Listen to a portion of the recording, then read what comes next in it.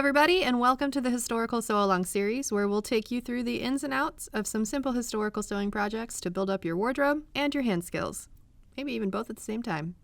From prep work to finished product, we'll do it together, following step-by-step instructions with some tips and tricks sprinkled in along the way. This series is meant for all skill levels, but it is especially nice for beginners to build confidence while building a solid toolkit of techniques. So feel free to pause, rewind, rewatch, and fast forward to whichever parts you need as many times as necessary. So, with all of that said, let's get to the good stuff.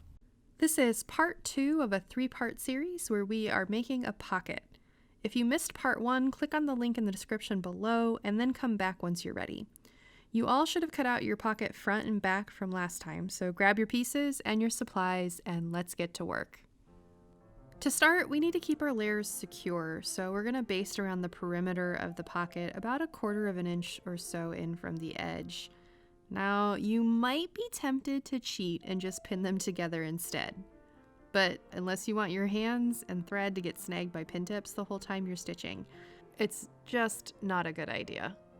If you aren't familiar with basting, see the link to the running stitch video in the description below. Basting is essentially just a really long running stitch, so that'll get you started. Once the edges are basted, we can start attaching the binding. If you're using linen tape like we are, you can just fold it down the middle and you can actually apply it without turning under the edges.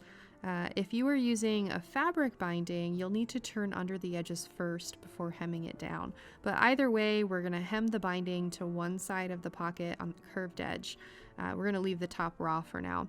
If you aren't sure how to hem, you can actually use a hemming stitch or a felling stitch for this. But again, check the description below and there should be a link to a tutorial on that stitch for you as well. We still need to finish the pocket slit too, so let's go ahead and hem the tape to the front of the pocket slit. Working the tape around the turn in the slit can be a little bit challenging, and unfortunately there aren't any magic tricks to make this easier. The best thing that you can do really is just to take it slowly. Use your hands to manipulate the fabric to ease the tape kind of around that sharp turn.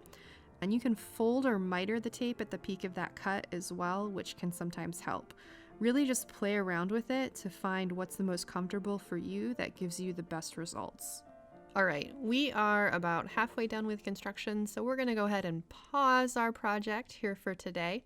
But join us next time for our final installment, where we will wrap up our very first sew-along here at Burnley and Trowbridge, and hopefully you'll all wrap up work on your pockets as well.